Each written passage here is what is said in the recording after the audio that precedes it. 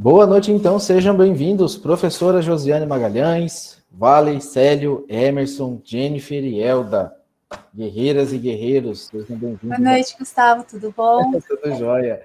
Nossa última aula aqui que vai falar sobre os modelos não convencionais, né, com foco aqui na evolução do modelo de gestão social. Antes de eu iniciar aqui, né, só 2 recadinhos.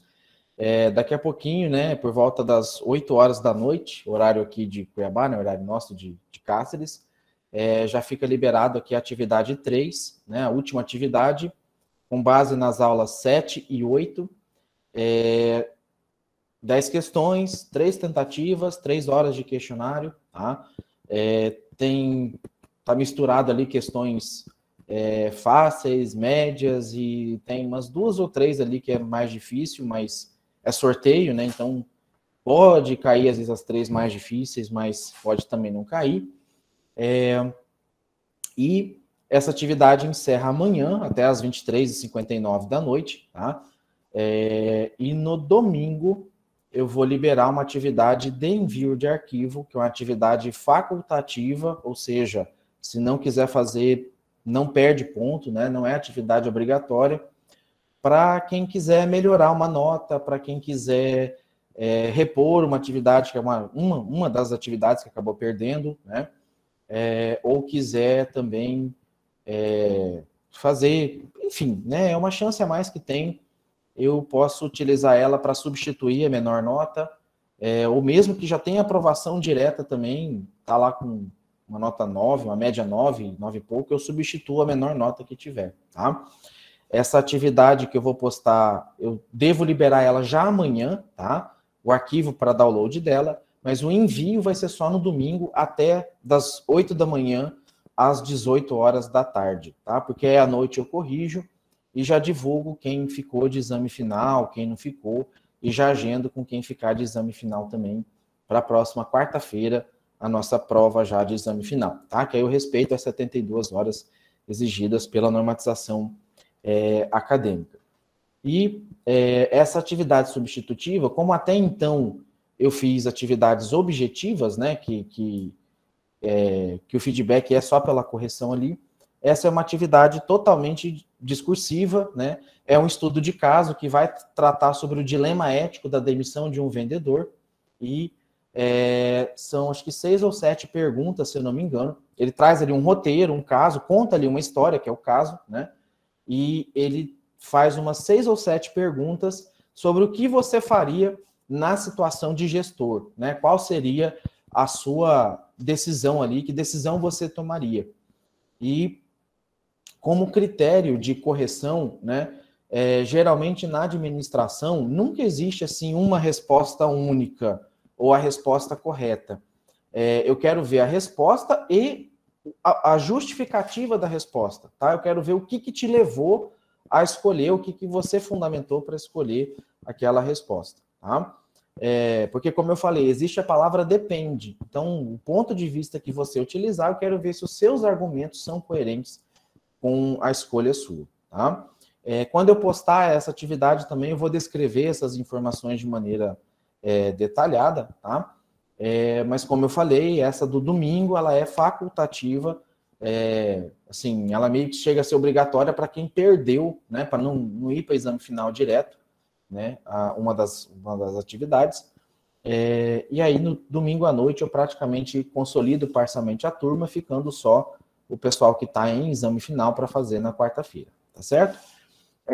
Então, falando um pouquinho, né, a gestão social, ela foi uma evolução da responsabilidade social e empresarial, né? Esse conceito, ele acabou tendo uma evolução ao longo do tempo, e essa evolução é o que eu vou explicar para vocês hoje, que isso deve ajudar bastante a compreender por que as empresas fazem isso e qual que é o objetivo delas com isso, tá? Então, essa fase, ela teve, na verdade, 3 épocas distintas, e cada época, cada fase teve um foco específico. A primeira fase, ou primeira época, foi a época dos shareholders, ou dos chamados dos investidores, tá?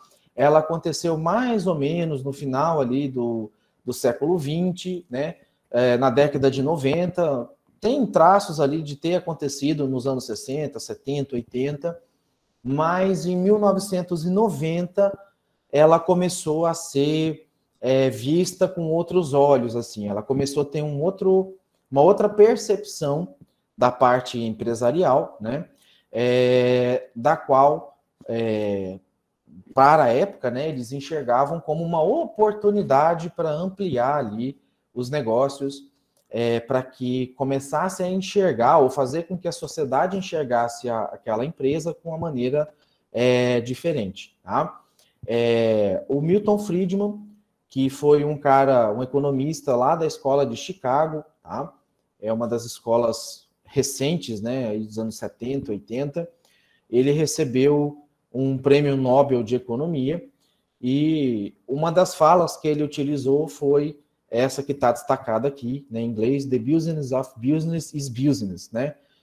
Os negócios dos negócios são negócios. Então, nessa época aqui, o pensamento era totalmente voltado, totalmente centralizado para dentro da organização, e a ideia que culminava era que tudo que pudesse trazer algum tipo de retorno, né, que o retorno fosse maior do que o gasto, era vantajoso, era um negócio, valia a pena, né?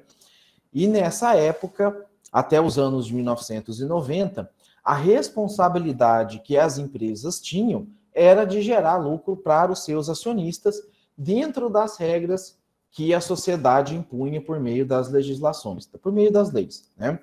Relembrando que na administração pública você só pode fazer ou deixar de fazer alguma coisa em virtude de uma lei, de um ato, de um regulamento, tá? O pessoal aí do direito já geralmente vê isso praticamente no primeiro semestre, tá? E essa ideia, e aí a administração privada, perdão, você só não pode fazer aquilo que a lei veda. Se a lei não veda, não proíbe, você pode fazer tudo, tá? Então, essa concepção fez com que algumas empresas adotassem um dos primeiros conceitos de responsabilidade social, porém, hoje, tecnicamente falando, ele não chega a ser enquadrado como uma responsabilidade, uma ação, um programa de responsabilidade social, e daí eu vou explicar o porquê, tá? Mas para a época é o que se tinha, tá? E o que eles faziam? O que as empresas faziam? Elas praticavam um negócio chamado filantropia, tá? Essa filantropia, ela basicamente fazia uma redistribuição do valor, né, por meio de doações em dinheiro ou contribuições em produtos ou serviços. Então, era uma forma da empresa pegar parte daquilo que ela ganhava, ou aquilo que sobrava de processo produtivo, ou aquilo que não era viável ela comercializar, e ela fazia essa doação. O modelo mental, ou o pensamento que isso gerava, que essa ação gerava, ele é dividido em dois pontos de vista: do ponto de vista da empresa e do ponto de vista da comunidade, da sociedade. Então, do ponto de vista da empresa, a empresa estava fazendo uma benevolência, ela estava sendo benevolente, ela estava sendo amigona, parceirona, né, da sociedade. E a sociedade enxergava nesse ato dela gratidão, porque não era comum as empresas fazerem isso, era raro acontecer esse tipo de ação, que é a filantropia, tá? Uma doação ali em dinheiro, doação de produto ou serviço. Muitas vezes, quando era em produto ou serviço, vinha com a marca desse tamanho da empresa, né? Como um marketing escondido, tá? E lembrando que, ainda que algumas empresas tentam captar a questão via marketing, né, das suas ações, não deve ser essas ações, né, o ponto principal, o fator motivador para que a empresa pratique ações de responsabilidade social, tá?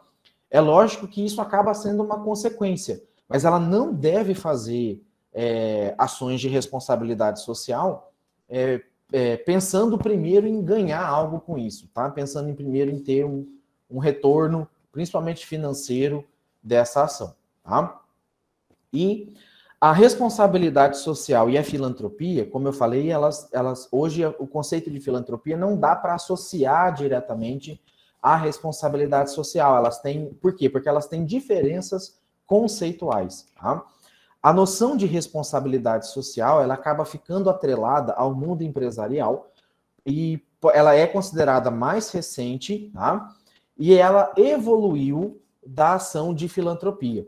A ação de filantropia, ela é motivada, na maioria das vezes, por razões humanitárias, porém, elas são isoladas e reativas, tá? E isso é o que caracteriza a filantropia, tá? Enquanto o conceito de responsabilidade social, ele tem uma amplitude mais significativa, ele tem um caráter de programa, ou seja, ele acontece por meio de longo prazo, ações contínuas, tá? Ações permanentes. Então, quem for estudar aí na administração ou na contábeis, a disciplina de gestão de projeto, lá no início dessa disciplina, ele faz uma divisão de programa e projeto, tá? Na administração pública também faz essa divisão. Então, o programa, ele tem um caráter continuado, ele tem data para começar, mas não tem data para terminar, enquanto que o projeto, ele tem objetivos definidos, tal como o programa, porém, ele traz metas mais específicas, ele traz prazo, enquanto que o programa não traz. Tá? Às vezes o programa pode trazer indicadores, que daqui 2 anos, 3 anos eu vou comparar, vou mensurar a situação atual com a situação anterior e ver se teve melhor ou não. Mas aí o programa não tem prazo para acabar. Então, como o programa está associado à responsabilidade social e projeto está associado à filantropia, tá? Por isso que, basicamente, há essa diferença entre os dois conceitos. Tá? Então, a filantropia, ela acontece muito como uma doação eventual, tá? E acaba não estabelecendo vínculo efetivo e permanente da empresa com a comunidade. A empresa pode ir lá, vou pegar um exemplo que é muito comum acontecer aqui em Cáceres, tá? Geralmente, ali, Dia das Crianças é o que é mais fácil assim, de visualizar. Dia das Crianças e Natal são os dois mais fáceis de visualizar. As empresas, elas vão lá, compra bola, compra brinquedo, boneca, carro, equipamento eletrônico ali, brinquedo eletrônico, assim, né? Às vezes instala pula-pula numa praça, pipoca, algodão doce, refrigerante, e faz aquela ação para o Dia das Crianças, tá? A empresa foi lá, fez uma ação eventual, vai gerar o sentimento de benevolência, porque não tem como não ficar grato com isso, né? Qualquer um que participa de uma organização que faz isso, o sentimento de gratidão é muito grande, e da comunidade também. Para aquelas crianças, com certeza vai ser um dia marcante na vida delas, que elas vão se lembrar por muito tempo, tá? Já a responsabilidade social, a ideia é que, e aí assim, essa ação dessa empresa, dessa organização no Dia das Crianças, acaba sendo isolada e reativa. Fez porque era Dia das Crianças. Às vezes, se as crianças forem lá pedir para fazer isso de novo na outra semana, muito provavelmente ela vai falar não, tá? Então, um projeto efetuado sobre o conceito de responsabilidade social, ele tem por característica construir laço permanente com a comunidade, tá? Então, e aí, por conta desses laços, acaba constituindo polos de interação social. Aqui, né, na nossa região, na nossa cidade, no estado de Mato Grosso como um todo, nós temos áreas bem carentes dos municípios, mas nós raramente chegamos a ter algo parecido com favela. Tá? Em Cuiabá ali, talvez Rondonópolis, ali, alguns bairros ali um pouco mais afastados, talvez até chegue a configurar ali algo próximo de uma favela, mas não é. Conceitualmente é totalmente diferente das favelas ali de São Paulo e Rio de Janeiro, tá? E muitas organizações acabam investindo nesses locais justamente pela alta carência, pela alta demanda e pela alta necessidade que essas pessoas que moram, né, que são socialmente vulneráveis, acabam se expondo, tá? Acabam permanecendo. E nessa época ainda, na primeira fase, que foi a era dos shareholders, por volta dos anos 90, os problemas sociais eram vistos como responsabilidade do Estado e responsabilidade exclusiva do Estado, tá? E que as empresas, ao realizar os seus negócios dentro da lei, geravam lucro e as empresas falavam, bom, eu estou pagando aqui meus impostos, eu estou gerando lucro, né? O imposto muitas vezes é atrelado ali ao lucro, né? Ou ao custo, e eu já estou cumprindo a minha função social. Esse problema aqui da comunidade é problema do governo, não é problema meu, né? E tal. E o que essa visão deixou de legado, né? Que desempenhar as funções de forma legal e lucrativa é a primeira forma de atuação responsável da empresa. Porém, isso por si só não bastava. Tá? Ela somente pagar os seus impostos em dia, ela estava cumprindo meramente uma obrigação legal. Ela não estava fazendo nada mais do que era pedido. E com o crescimento, né, das empresas, com o avanço da tecnologia, com o avanço da globalização, aperfeiçoamento dos transportes, você comprar uma mercadoria no exterior hoje, em 10, 15 dias está na porta da sua casa. Quem mora ali mais próximo de capital, você faz uma compra no Mercado Livre, em São Paulo entrega no mesmo dia ou dia seguinte, em Cuiabá entrega em 1 ou 2 dias, né?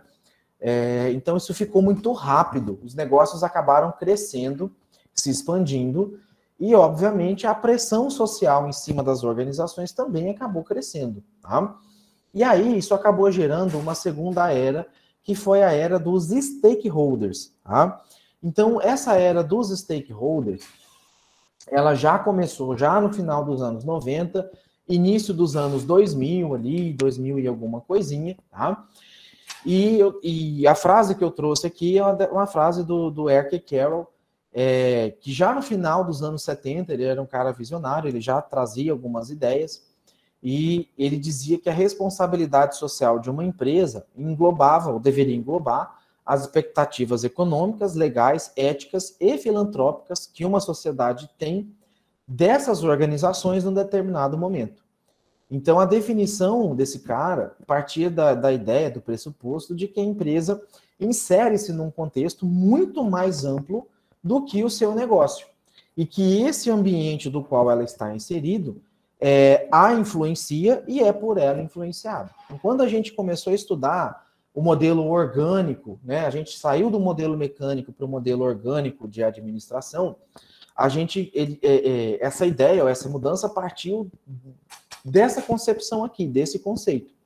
E nessa ideia de que a sociedade influencia o negócio, ela é ratificada por várias vertentes. Por exemplo, principalmente, e isso é mais relevante em grandes empresas, que empregam ali 50, 60, 70, 100 funcionários, né? Eu vou citar o caso de grandes empresas como a Minerva Foods ali para Paranatinga. Em São Félix, eu não conheço nenhuma... Eu passei muito pouco por São Félix. Na verdade, acho que dia 19 de agosto eu estarei aí em São Félix. Não me recordo de alguma empresa grande, mas tenho certeza que deva ter alguma empresa grande. E aí, aqui em Cáceres, tinha um frigorífico grande também, que era a Frigosol, depois acabou virando um grupo da JBS, e empregava mais ou menos 600, 700 pessoas aqui do município. Tá? Cáceres, na época que empregava essa quantidade de pessoas, Cáceres era uma cidade aí com 80 mil habitantes. Tá?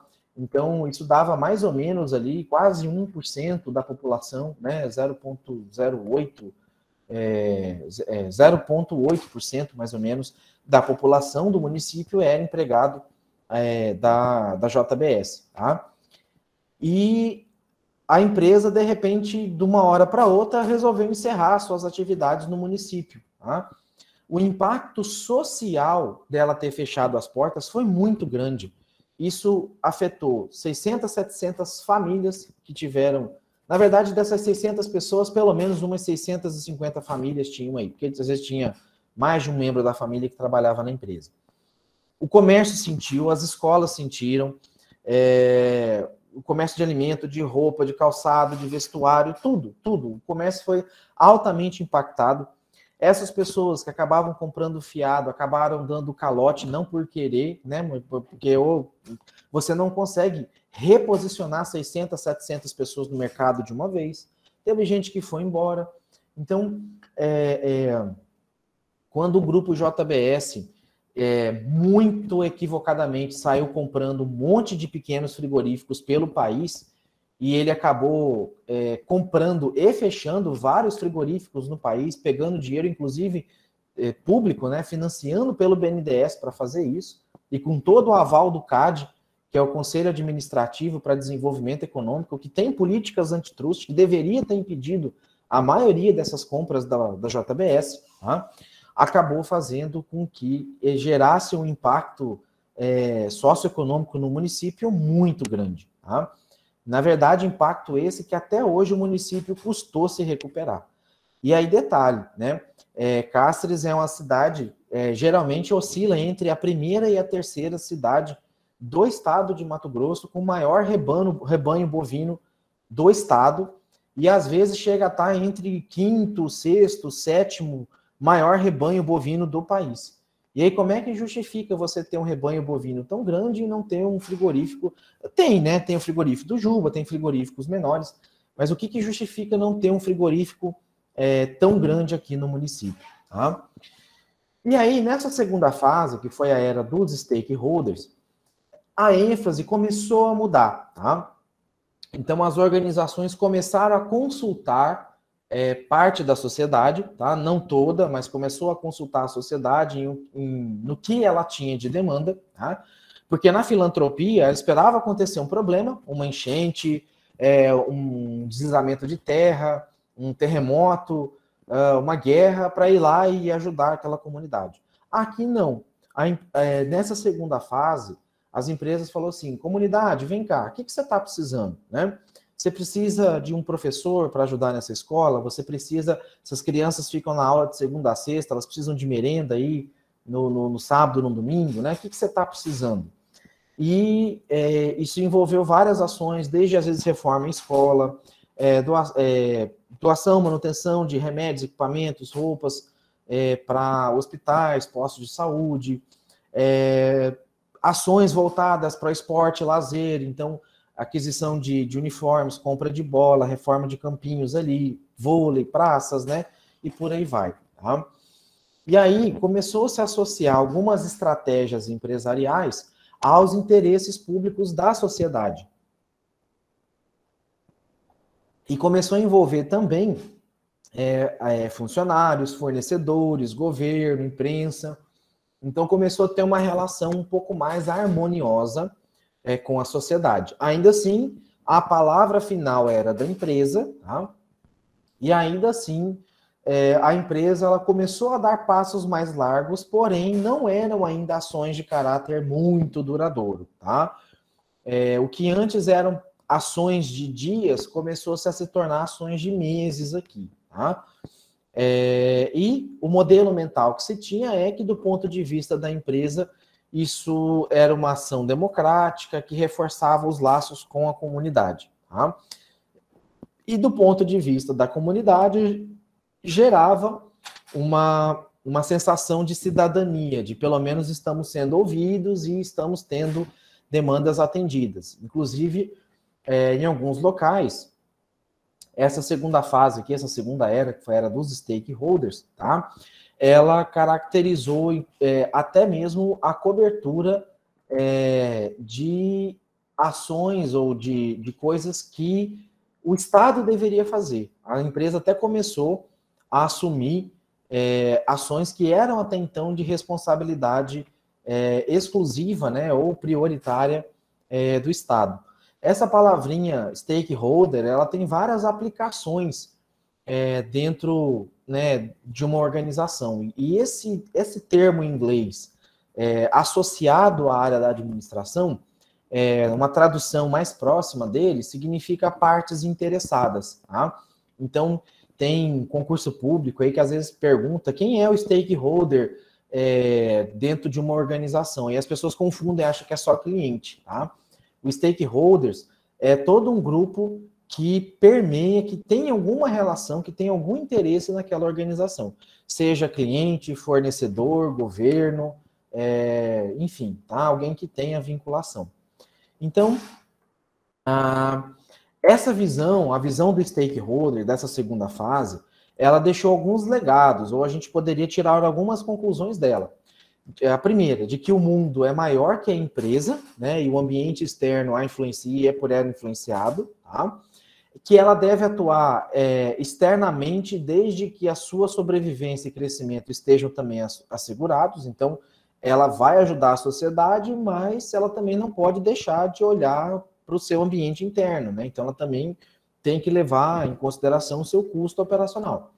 E o grau mais elevado de responsabilidade ainda é discricionário, né? Ou seja, se eu achar que eu não estou sendo beneficiado, Se eu achar que eu não estou tendo alguma vantagem com isso, a ação discricionária é uma ação soberana. É como se fosse, deixa eu dar um exemplo aqui, um poder discricionário. Tá? O gestor público, dependendo do cargo que ele ocupa, ele tem o que a gente chama de poder discricionário. Tá? Numa empresa privada, o poder discricionário é associado ao diretor, ao gerente, que é quem dá a palavra final. É um poder supremo, digamos assim, que muitas vezes está acima, quase acima da legislação. Tá? Essa palavrinha discricionária, né, ela está muito associada a uma liberdade de condições, a algo mais arbitrário, algo um pouco mais ilimitado, tá? Então, é muito associado a um poder, né? E o poder de cessar aquela ação ainda ficava vinculado à empresa, sem ela ser responsabilizada por isso, tá? E a terceira fase, que é a era do valor compartilhado, é quando você associa intrinsecamente, né, ou seja, sem separar a sociedade dos negócios, né? Quando o pensamento empresarial, o pensamento sistêmico, ele entende que o negócio dele não existe sem sociedade, quando a sociedade entende que ela precisa daquele negócio, daquele produto, daquilo que é feito. Tá? E aí eu trago uma outra frase aqui, que é do Michael Porter, que quem vai ver, né, continuar na contabilidade ou na administração, principalmente administração, vai ver muito esse cara aqui falando de planejamento estratégico, né? Ele é um dos caras ali, um dos papas aí na área de planejamento estratégico, e ele dizia que por mais que as empresas venham abraçando a responsabilidade corporativa, mais e mais elas têm sido responsabilizadas pelos problemas sociais. Então, a legitimidade dos negócios caiu a níveis inéditos na história recente. Ou seja, as pessoas começaram a questionar muito o modelo de alguns negócios. Vou dar algum exemplo para vocês. A Ambev, com aquelas propagandas de cerveja, em que incentiva a pessoa a beber, né? Você pode ver que isso já não é mais tanto assim. Mostra a cerveja, mostra ali, mas às vezes não mostra a pessoa bebendo para não induzir o alcoolismo, que é um problema da sociedade. As propagandas de cigarro, né? Antigamente tinha lá um machão em cima de um cavalo, né? E que aquele cara lá era o exemplo de homem, né? E que você via propaganda, você tinha que fumar para ser aquele homem. E fumar causa câncer, fumar causa uma N doenças, né? N mais uma doenças, e hoje é obrigatório que a veiculação de cigarro tenha todo o alerta, que nem sempre acaba tendo o efeito esperado, né? Mas é uma obrigação. Outro exemplo também, o McDonald's, ele sempre fazia muito, né? Não só o McDonald's, mas a rede de fast food como um todo. Muita propaganda, a gente comendo aquele lanche, mordendo, aquela coisa toda. E hoje vocês veem que a propaganda, uma ou outra, do Bob's. Eu vi o Rafael Portugal fazendo propaganda do Bob's, que ele come o lanche, tá? Mas a ideia é tentar fazer com que algo seja vinculado, né? Que o fast food não... A crítica da sociedade em cima do fast food, que é algo não saudável, né? Que o fato de comer rápido ali acaba gerando obesidade, reduzindo a qualidade de vida, criando problema de pressão alta, diabetes, colesterol, né? Tanto que em vários países o McDonald's tem restrição de cardápio, tá? Principalmente para crianças, tá? Principalmente para crianças. Então, até é engraçado falar do McLanche feliz, né? Eu até brinco, eu sempre chamo de McLanche infeliz, porque o pai e a mãe, quando vai comprar aquilo lá, né, pagam uma fortuna praticamente por um brinquedinho, mixaria, a criança nem quer comer o que tem ali dentro direito, né? Compra mais ali pela caixa, pelo brinquedo, do que pelo que vem dentro mesmo, né? E a ideia é associar cada vez mais a essa questão saudável, né? Então, a empresa... ela tem que tomar cuidado com o que ela coloca no rótulo, ela tem que tomar cuidado com o que ela vincula, porque a gente vive numa sociedade que as técnicas de marketing evoluíram de um tanto que as pessoas muitas vezes estão comprando um produto, elas estão sendo enganadas e não estão percebendo o que está acontecendo com ela. Então, a massa de manobra ficou muito grande. E como as empresas cresceram profissionalmente, tá, do ponto de vista de produção e venda, veio também a cobrança dessas empresas para que não enganasse a população e para que pudesse conciliar os interesses da empresa com os interesses da sociedade. Tá? Então, o desafio da era do valor compartilhado era que deveria ser criado um valor para a sociedade dessa empresa, ao mesmo tempo em que fosse atendido também as exigências e necessidades do mercado. Então, quando você vê, não sei se vocês lembram, vocês devem lembrar da tragédia que aconteceu ali em Brumadinho, em Mariana, né? A sociedade cobrou e cobra até hoje da Vale, da Samarco ali, a responsabilidade socioambiental, né? Não só social, como também ambiental. Peixes morreram, animais morreram, o solo ficou contaminado, casas foram destruídas, e nem dá para mensurar um valor que essas empresas poderiam assumir, né? E isso gerou outro alerta dessa questão das sucessivas terceirizações e responsabilizações. Então, ainda que a operação dessas minas tivesse sob custódia da Samarco, né, que foi uma empresa subcontratada, quem contratou foi a Vale, então a Vale não pode se esquivar dessa responsabilidade, tá? É muito fácil falar, não, isso aqui foi outra empresa que fez, eu não tenho nada a ver com isso, eu contratei ela para fazer. Tem sim, você deveria ter sido mais criterioso em quem você contratou, tá? Então, a partir dos anos, aqui eu coloquei 2010, porque consensualmente é 2010, mas desde 2005, por conta, né, do avanço da tecnologia, tá? Mas assim, fixamente mesmo 2010 para cá, a ênfase passou a ser na construção coletivas de estratégias. Tá? E qual que é a ideia? Do ponto de vista da empresa, é de interdependência, a empresa depende da comunidade e a comunidade também depende da empresa. Tá? Um pouquinho. Deixa eu buscar aqui.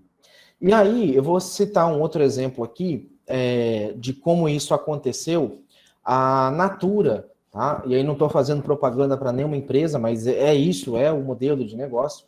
A Natura, ela nasceu com um modelo de negócio que fosse atrelado à sustentabilidade. Tá? A sustentabilidade, ela é um dos requisitos para que você tenha responsabilidade social. Porque a sustentabilidade, ela leva em consideração um tripé que leva em consideração que a empresa deva ser economicamente viável, socialmente justa e ecologicamente correta. Tá? Então, quando você fala do tripé da sustentabilidade, você está falando desse tripé, dessa base. E a Natura foi uma das pioneiras aqui no Brasil. Ela cuida de toda a cadeia produtiva. Então, o que é cadeia produtiva? Da mão de obra, do insumo, não é catador, tem um nome que vai buscar as castanhas, vai buscar o trem lá na floresta. Coletor. Ela cuida desde o coletor, da família do coletor, de como essas castanhas, os trem lá que ela usa para fazer os cosméticos estão sendo coletados. E ainda assim ela investe em várias ações de meio ambiente, várias ações voltadas para a família, várias ações da família dessas pessoas, dos colaboradores, e isso é muito bacana. Tá? E os acionistas também, não só a sociedade, mas os acionistas passaram a dar preferências para empresas que praticavam essa responsabilidade. Tá?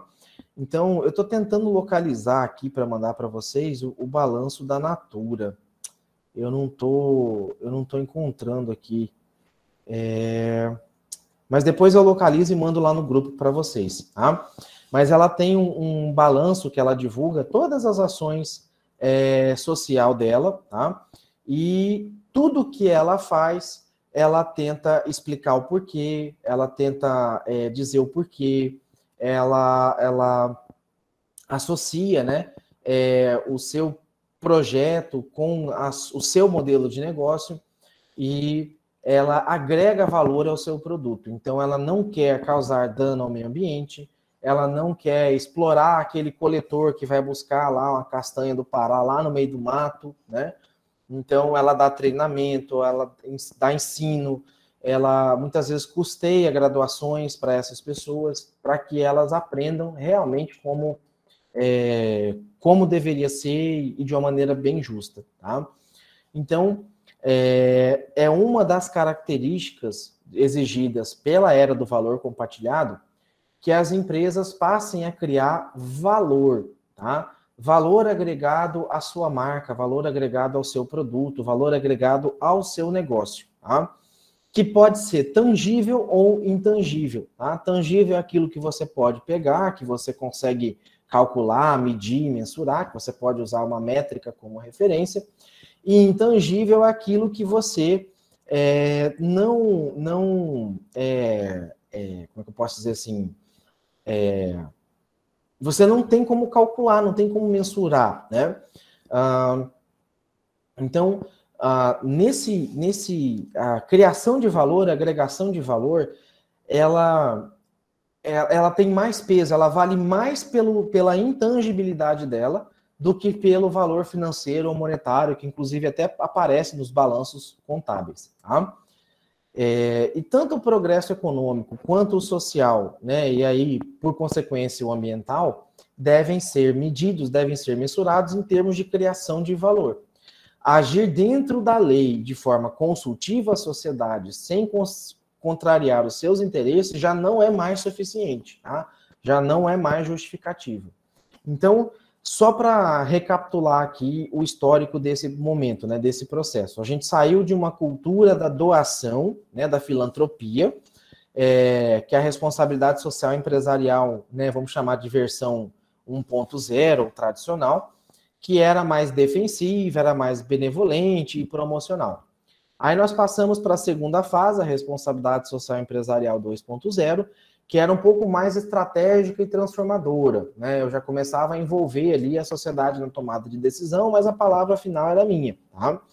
E na terceira fase, é quando eu passei a criar valor compartilhado e trabalhar com a cultura da parceria, tá? E falando nessa parceria, há 3 níveis de desenvolvimento, tá? Mesmo da empresa, há diferentes níveis sendo disputados, tá? Então, a responsabilidade social, ela veio para mexer com a contribuição das empresas em uma dimensão fundamental do desenvolvimento, que é o social. Porém, tem outras que não se pode deixar de lado, não se pode deixar de observar, que é o aspecto econômico, o aspecto ético, né, que o social já está somado aqui, e o aspecto ambiental, tá?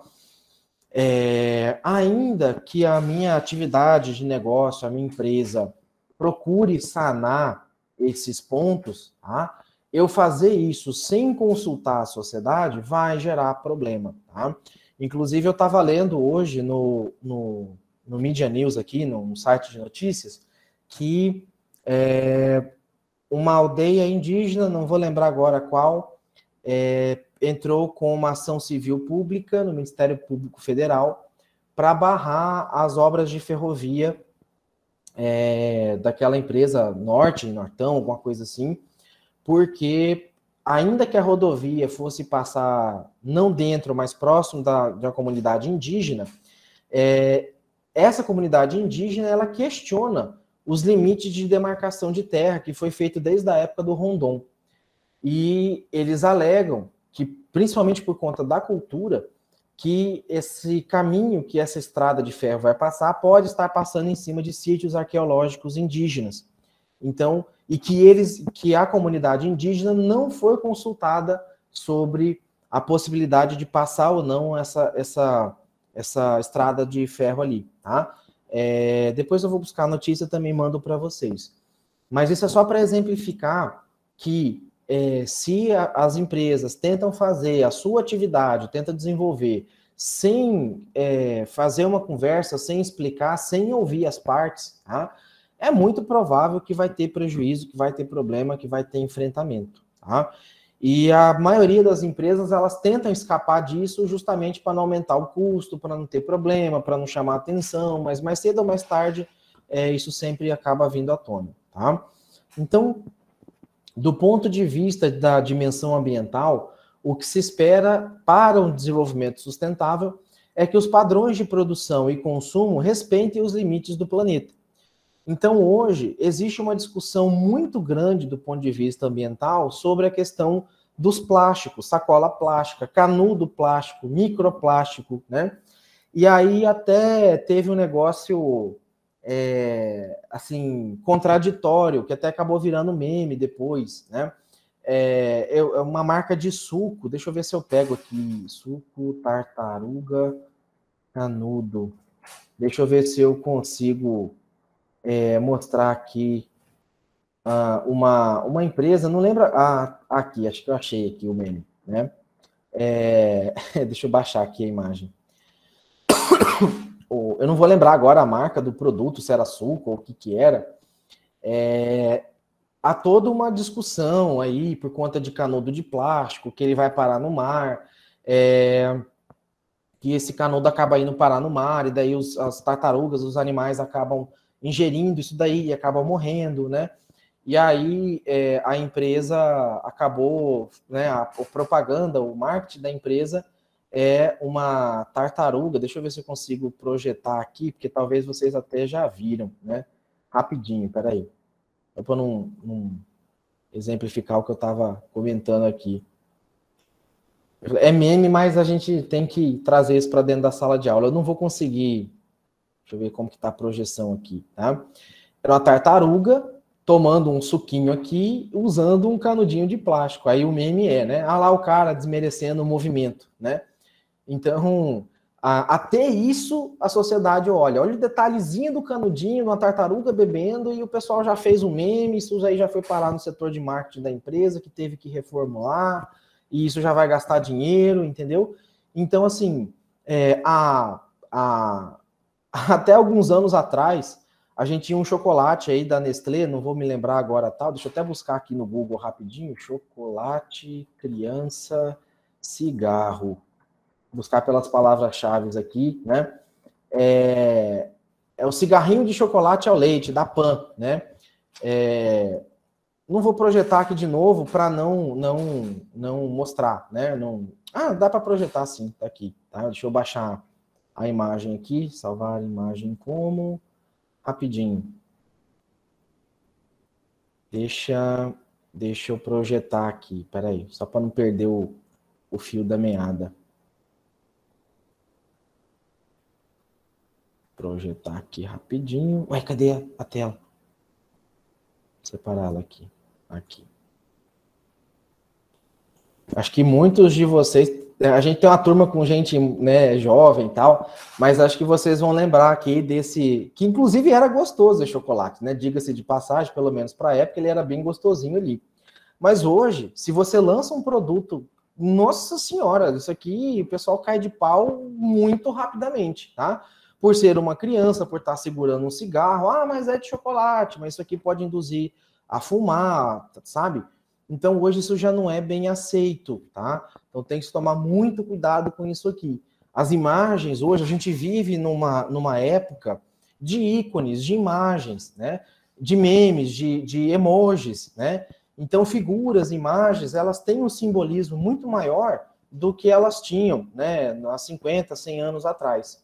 E a sociedade já não aceita mais esse tipo de marketing, esse tipo de campanha, né? E tal. Então, a responsabilidade das empresas para com a sociedade é muito grande, tá? A Vanessa até colocou aqui, ó, que o povo Carajá luta muito com o projeto da Transbananal, né? E a Josiane Magalhães também colocou aqui, ó, né, a notícia da ferrovia, né? E isso é o quê? Né? É uma multinacional que está vindo com muito dinheiro injetado e ainda que hoje o dinheiro não compre algumas pessoas, mas se ele comprar a pessoa certa, infelizmente vai acabar cedendo e isso vai acabar atropelando tudo que é feito, toda a luta que é feita, tá? Então, do ponto de vista... E aí, assim, essas empresas, tá?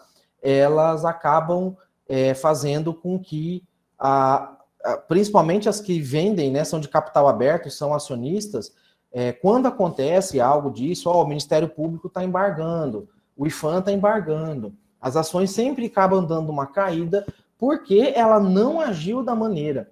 E ações cair significa, muitas vezes, perda de valor de mercado. E se ela não tiver com a contabilidade, com a situação de solvência e liquidez dela em dia, ela quebra, tá? Então, as ações ambientais são relacionadas a isso, né? Padrões de produção de consumo que respeitem os limites do planeta. Vamos acabar com o canudo? Não, vamos desenvolver um canudo de papelão, né? Um canudo que seja biodegradável, tá? Há muita pesquisa feita em cima de produto biodegradável.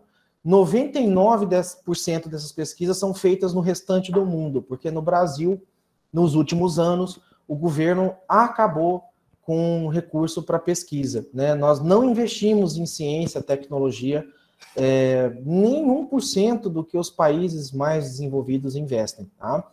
E muitas vezes, quando a gente descobre, é meio que no acaso, é porque a pessoa tirou o dinheiro do bolso dela, porque insistiu muito, né? A Josiane até colocou aqui, ó, né? Lideranças indígenas querem ser consultadas sobre ferrovia. Então, é um erro primordial. Se o dirigente da empresa tivesse assistido essa aula, ele tinha visto que era necessário, né, que o modelo de desenvolvimento sustentável exija consulta à comunidade tradicional, ainda que, mas não passa dentro da terra deles, mas não importa. Eles vivem em região, né, vivem em áreas, né, então... mas essa estrada aqui vai cortar, vai pegar só 20 metros, mas vai matar animal, pode matar indígena, pode matar pessoas. Então, é esse impacto que tem que ser observado. Não adianta pensar que uma pessoa indígena, um animal, né, que pode morrer aí atropelado numa estrada, qualquer pessoa, vai parar na estrada porque tem uma placa de pare mandando ela parar, né? Nem trilho de trem que tem placa de pare e que tem chancela, as pessoas não respeitam, né? Então, assim, não dá para contar que todo mundo vai respeitar, é o fator humano, né? Então tem que ser levado isso em consideração, tá? Do ponto de vista social, o que tem que ser observado são as condições de vida decentes para a população, a erradicação da pobreza e redução das desigualdades sociais, políticas e econômicas, tá? Então, quando a gente fala reduzir desigualdade, a gente está falando da justiça social, né? De muitas vezes tratar ali de maneira que quem precise mais receba mais ajuda, receba mais assistência, receba mais apoio, tá?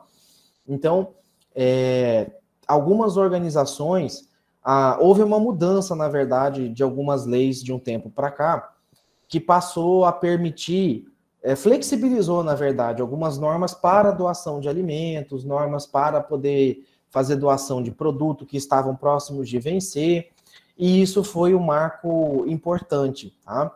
Aqui em Cáceres tem um supermercado grande, né, chamado Juba, tem Miura, tem outros mercados grandes, que muitas vezes, pessoal, dava dó, jogava uma banana que estava boazinha, porque caiu da penca, né? E ninguém acaba comprando banana que não está na penca. Às vezes, quando tem uma pendurada, a pessoa ainda dá uma chacoalhada para ela terminar de cair assim, para levar a penca embora, né? E essa banana que muitas vezes se desprendeu, ela tá boa para ser consumida em até uma semana, 5 dias, uma semana. Talvez não mais, porque a nossa região é muito quente, né? Então acaba estragando muito rápido. Mas isso antigamente não podia ser doado. Hoje foi feita uma flexibilização, os supermercados se adequaram às regras, então eles limpam, eles reembalam uma banana que caiu da penca, por exemplo, e pode fazer doações para escolas, para instituições de caridade, por aí vai, tá? Do ponto de vista da ética, a dimensão ética, ela visa a criação de um ambiente de confiança. Você espera que as empresas não mintam no rótulo, no produto, tá? Naquilo que está sendo vendido. E aí um caso que eu trago aqui, que ficou bem conhecido recentemente, foi lá os sanduíches de picanha que não tinha carne de picanha. O sanduíche que foi tanto o McDonald's quanto o Burger King. Aí eu acho que do McDonald's era o de picanha, que não tinha picanha, e do Burger King o de costela, que não tinha costela, tá? E isso falou, poxa, peraí, né? Na descrição ali do produto, não vai a carne de picanha ou a carne de costela, vai uma essência. Então não é um hambúrguer de picanha, é um hambúrguer com essência de picanha, mas não é picanha, né? Então a ética ela vem disso, né? Então a empresa tem que ser transparente com aquilo que ela está vendendo, ela tem que deixar claro isso para o consumidor, tá? O modelo americano de negócio ele é mais rígido para aquilo que você coloca no rótulo, tá? Tudo que você coloca no rótulo, obrigatoriamente tem que responder fidedignamente a característica do produto. E aqui de Cáceres tinha uma empresa, até faz tempo que eu não vejo o produto deles no mercado, mas eu sei que não parou. Uma empresa que vendia Guaraná ralado, Guaraná em bastão e Guaraná ralado, tá? E é uma empresa assim de pequeno, médio porte, e esse cara começou a exportar, resolveu expandir fronteira e exportar o produto dele para os Estados Unidos. Tá? Muito americano vinha aqui para o Brasil, comprava o produto e levava, tal, turista, né? Ele resolveu exportar, e no rótulo do Guaraná ralado dele, estava escrito que era um produto afrodisíaco, tá? E eu não sei, pelo menos na época, não tinha nenhuma pesquisa científica que de fato comprovasse que o Guaraná, todo mundo que toma fala que dá energia e tal, mas que é afrodisíaco não tinha, pelo menos até então, não sei hoje, alguma comprovação científica. E quando ele exportou esse produto, a alfândega americana, eu esqueci o nome da agência, mas é como se fosse a Anvisa brasileira, tem uma Anvisa americana lá também, é outro nome, eu não vou me recordar o nome agora. Ela barrou a entrada do produto porque ela exigiu que se comprovasse cientificamente, tá, com laudo, com pesquisa, com artigo publicado, que Guaraná ralado é afrodisíaco. E aí ele até tentou reembalar o produto, tem outro nome, esqueci agora, tirar o rótulo e colocar outro, mas eles não aceitaram. E ele acabou perdendo essa mercadoria, ela ficou retida e depois foi destruída lá, tá? Então, assim, não é, não sei. Aqui no Brasil a gente aceita, a legislação é mais tranquila em relação a isso, tá? Só que, ultimamente, as pessoas não têm mais aceitado essa, meio que, colocar qualquer coisa ali no rótulo. Tanto que gerou, recentemente, algumas críticas quanto ao leite ninho, né? Que agora é composto lácteo, que mais? Creme de leite, soro de alguma coisa lá. O leite condensado ficou com outro nome agora também, que não é bem o leite condensado, né? Então, as pessoas querem que seja transparente, né, com relação a essas ações. E do ponto de vista econômico, deve haver um estímulo à inovação de processos e produtos sustentáveis que garanta a competitividade da empresa. Então, o desafio não é ela perder dinheiro, ela também não tem que fazer essas coisas e perder dinheiro, ela tem que incorporar isso como custo dela e cobrar com que os outros concorrentes também façam isso, tá?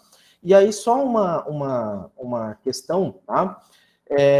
Na Europa, é muito comum as pessoas utilizarem como critério de desempate ou critério na hora de escolher um carro, aquele que polui menos. A Alemanha é campeã nesse quesito. Eles olham primeiro quanto esse veículo polui, e aí sim eu decido comprar por ele ou não. Aqui no Brasil, geralmente, se o veículo polui ou não é quase que um dos últimos critérios de escolha das pessoas na hora de comprar um veículo. Ainda que o Inmetro, no selo, quando está lá no para-brisa do carro zero, ele vem lá dizendo consumo quilômetro por litro e tem lá a emissão de CO2, de dióxido de carbono. Tá? Então, é obrigatória essa divulgação. Porém, a cultura nossa ainda não é a de observar isso e comprar. Está mudando, mas está mudando menos do que deveria. Tá? Então, né, mais alguns pontos aqui do ambiental, né? Tem um desafio global de segurar a temperatura. A Europa, não sei se vocês pegaram notícia também de alguns 15, 20 dias atrás, a Europa passando por recordes de calor. A temperatura que a Europa está tendo agora, eles esperavam estar acontecendo em 2050, então está 20 anos, 30 anos praticamente antecipado, tá? E isso é muito preocupante. E o desmatamento, a emissão de gases poluentes, e a questão do carbono, né, das emissões de carbono, são pautas recorrentes nas organizações. E isso tem virado também modelo de negócio, tá? Algumas empresas, elas estão procurando pessoas que têm terras intactas, terras que estão com florestas, né, com árvore de pé, e elas estão pagando, elas fazem um levantamento fitoflorístico e elas calculam mais ou menos qual é a emissão na verdade, quanto elas consomem de CO2, né, quanto que essas árvores dessa região tiram de CO2 da atmosfera, e elas acabam comprando crédito de carbono, tá? Então, elas estão pagando para que pessoas não desmatem, para que mantenham a floresta de pé, e aí ela usa esse crédito desse carbono gerado nessa área para abater das suas emissões, que às vezes a atividade dela acaba gerando CO2. Porém, ela tenta compensar com replantio de árvore, tenta compensar pagando para que esse fazendeiro, a fazendeira, mantenha a terra, as árvores, né, de pé na terra, para poder ser sustentável. O problema é que aqui no Brasil isso não foi muito bem regulamentado, tá? Energia solar, quem tem energia solar, o software calcula quanto de CO2 está deixando de jogar para a atmosfera. E a ideia é que isso pudesse ser utilizado como crédito. Porém, só estão comprando de grandes produtores de energia. Os microprodutores, quem tem microinversor aí, microusina solar em casa, ainda não está podendo vender, tá? E tem uma conta muito fácil, a cada 1 megawatt, né, a cada 1.000 kW injetado de energia, compensa-se com tantos X de crédito de carbono. Então, isso deveria ser mais incentivado, né, e infelizmente não é, tá? Da dimensão social, né, há uma tendência, tá, principalmente agora por conta da pandemia, de aumentar a desigualdade de renda, ou seja, as pessoas mais ricas tendem a ficar mais ricas e as pessoas mais pobres tendem a ficar mais pobres, tá? Depois da pandemia isso ficou muito evidente, tá? E a ideia é que haja um equilíbrio, né, entre a sociedade. Existem várias formas de se fazer isso, mas politicamente falando, é muito difícil de se fazer e é uma pauta amarga que raramente acaba entrando na agenda aí dos políticos que estão em campanha, tá? Outro desafio que tem também do ponto de vista ético, né, também, na verdade, de desenvolvimento, é promover a igualdade tanto por gênero quanto por raça, tá?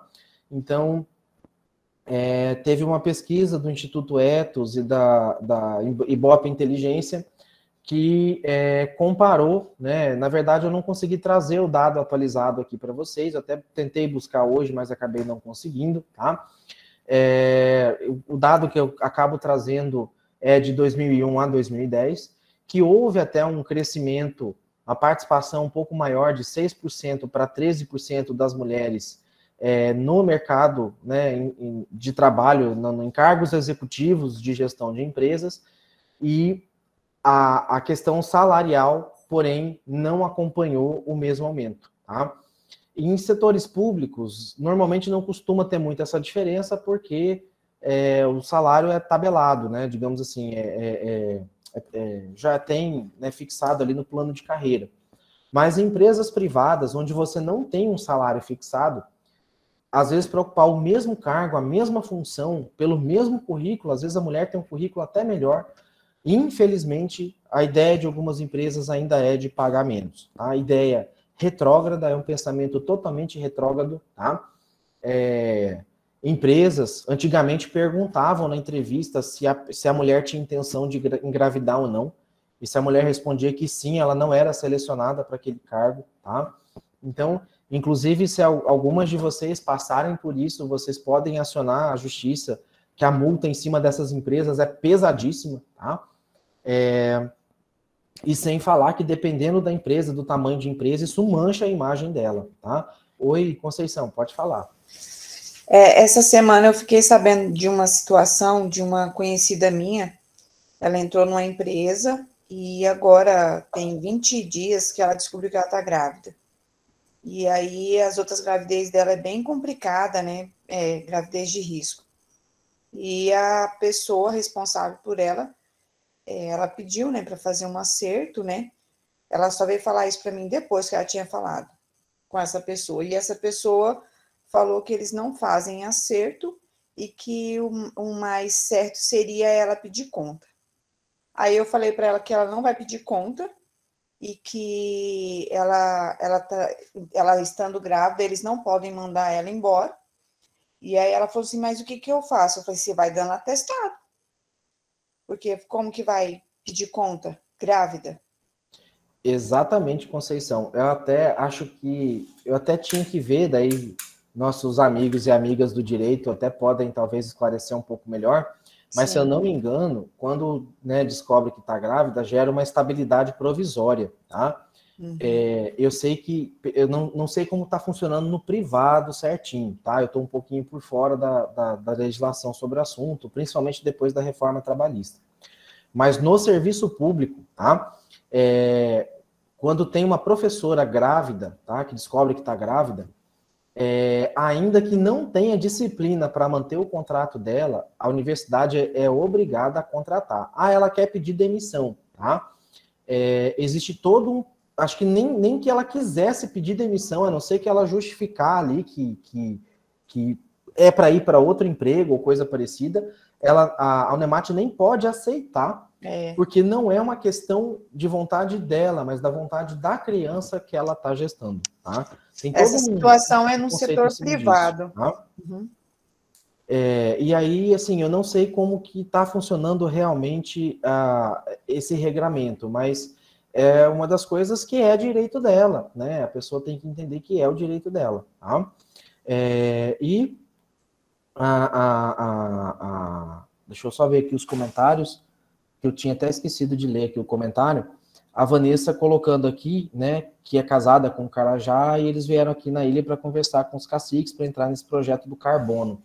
Que eu tinha falado antes, né, Vanessa? E assim, fazendo certinho, como geralmente a área indígena é área grande, isso tende a reverter um bom recurso, assim, para a aldeia, viu? Vale a pena pensar sobre isso. O problema é que se pegar fogo, né, tem multa muito pesada, então tem um risco aí associado, tem que ver muito bem o contrato aí para não cair em armadilha, tá? Pelo menos fechar a área que vocês dão conta de cuidar realmente, porque se pegar fogo, as multas são pesadas, porque aí você, em vez de gerar, de consumir o carbono, você produziu, né? E aí a conta inverte, tá? O Fabiano está colocando aqui, a mulher que deu à luz a uma criança ou que adotou uma criança ou adolescente possui estabilidade de 5 meses após o nascimento ou adoção, né? Exato, Fabiano. Até no estado de Mato Grosso tem, para os servidores estaduais, acho que o estado acabou acatando uma decisão de repercussão geral do STF, que antes era, o tempo de afastamento era vinculado à idade da criança. Eu sei que quanto mais velha a criança, menos tempo ficava ali a licença, né? E agora não, agora acho que equiparou a licença adotante ao mesmo tempo da licença maternidade. Tá?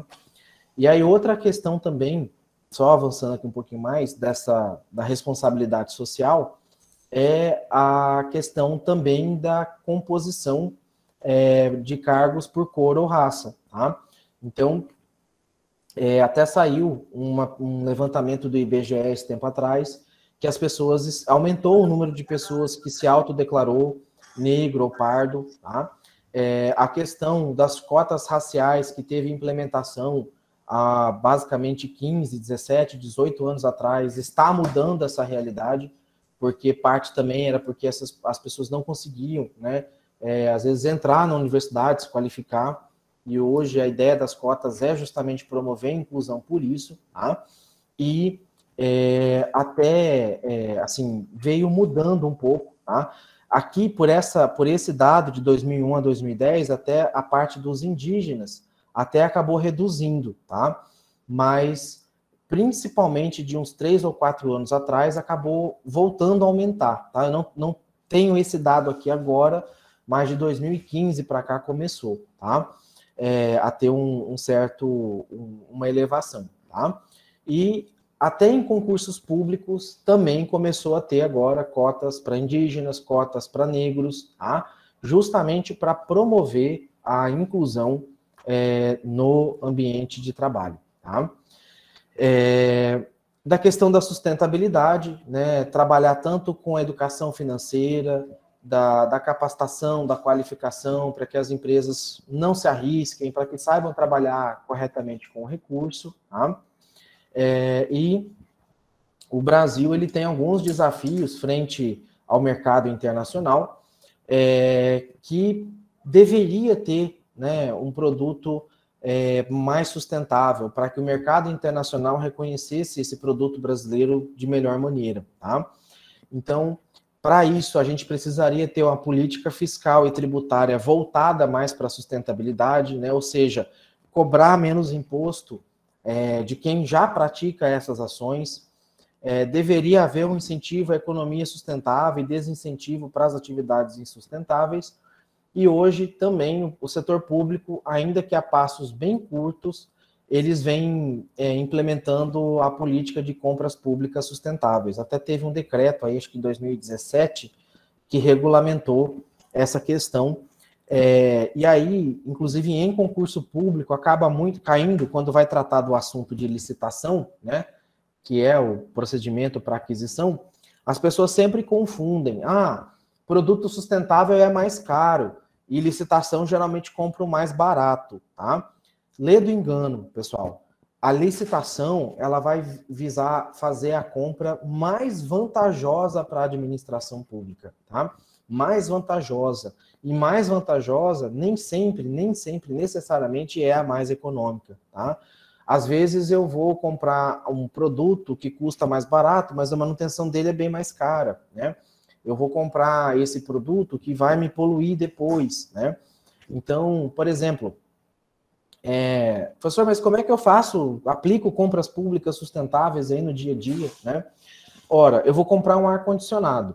Ar-condicionado, basicamente, ele tem 2 tipos de gás, 3, né? Mas são 2 que são muito comuns a utilização de gás neles, que é o Freon 22, que é um gás que é altamente poluente no meio ambiente, tá? E o R410, se eu não me engano. O R410, ele não agride o meio ambiente, tá? Então, na hora de eu comprar um ar-condicionado, eu vou colocar nos descritivos técnicos que esse ar-condicionado tem que vir com a utilização do gás R410 e não o Freon 22. Já é um item que eu coloco na descrição, eu posso colocar que seja classe A, com eficiência energética, posso colocar que ele seja inverter, porque tende a ser eficientemente energético, né, melhor, e várias outras coisas. Então, num produto eu posso ter 3, 4 tipos de item, né, que caracterizam ele de forma sustentável, certo? E a Harvard, ela fez uma pesquisa alguns anos atrás, tá, em que ela trouxe que as empresas que investissem em sustentabilidade ou ações de sustentabilidade, elas passariam a ter o valor agregado ao seu produto e, consequentemente, elas conseguiriam vender o seu produto numa estimativa muito maior, tá? Então, essa linha vermelha aqui, tá, é o produto com valor agregado. Ele tem um preço maior, tá? E ele se distancia do produto de menor valor agregado, tá? E ele consegue ter uma maior aceitação nesse mercado, tá?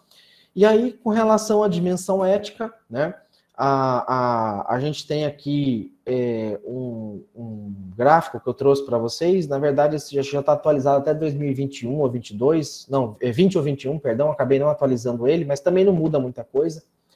Esse aqui é um gráfico feito pela Transparência Internacional, que mostra a transparência, integridade e o combate à corrupção de cada um dos países ao redor do mundo, tá? E ele leva em consideração as ações transparentes de governo, a questão das leis, né, o rigor das leis para combater a corrupção e as formas de gestão, né, democrática, né, democracia total, parcial ou não democracia, né? Puxa, fugiu o nome aqui agora. Ditatorial, regimes ditatoriais, a ditadura.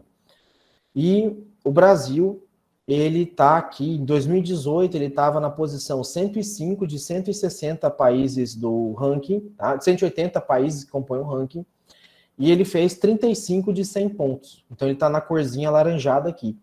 Quanto mais próximo da cor amarela, amarelo mais claro, mais transparente e, em tese, menos corrupto esse país é, tá? Então, né, aqui a gente tem a América, tá? Aqui a gente tem uma boa parte da Europa, tá? Aqui a gente tem a Austrália, Japão, tá?